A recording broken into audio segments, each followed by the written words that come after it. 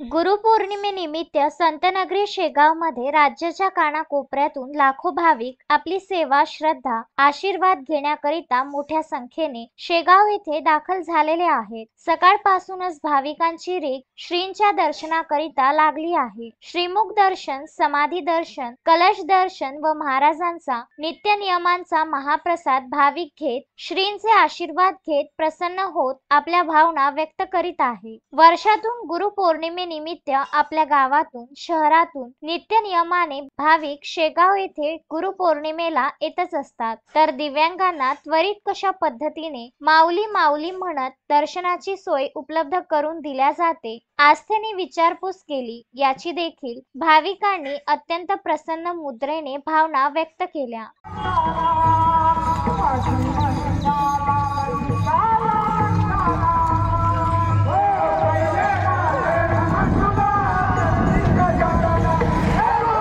Mahendra Mishra, Vidarbha news, Shegaon.